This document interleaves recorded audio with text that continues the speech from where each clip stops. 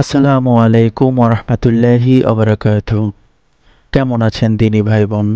আশা রাখি আল্লাহর অশেষ রহমতে আপনারা সকলে ভালো আছেন। আমিও আলহামদুলিল্লাহ ভালো আছি। আল্লাহ ইসলামিক চ্যানেলটি ভিডিওর যদি আপনাদের ভালো লেগে থাকে তাহলে অবশ্যই চ্যানেলটি সাবস্ক্রাইব করে লাইক কমেন্ট শেয়ার করে পাশে থাকবেন। তবে চলুন ভিডিওটি শুরু করা যাক। আমরা যখন কাউকে ক্ষমা করে দেই তখন শুধু তাকে ক্ষমাই করা হয় না, তার কৃতকর্ম নিয়ে পুনরায় একটিবার ভাবার সুযোগ দেওয়া হয়। এতে সে অনুতপ্ত হয়, অন্যায় ও গ্রহিত কাজ ছেড়ে সৎ ও কল্যাণের পথে ফিরে আসে।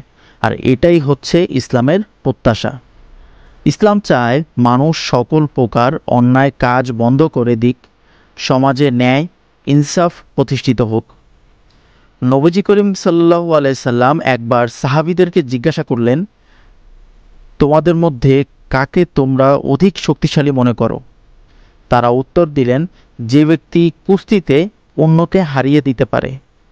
নবী করিম সাল্লাল্লাহু আলাইহি ওয়াসাল্লাম বললেন, সে ব্যক্তি প্রকৃত বীর নয় যে কাউকে কুস্তিতে হারিয়ে দেয়, বরং সেই ব্যক্তি প্রকৃত বীর যে ক্রোধের সময় নিজেকে নিয়ন্ত্রণ করতে সক্ষম হয়। সহিহ বুখারী 5684 নম্বর হাদিস।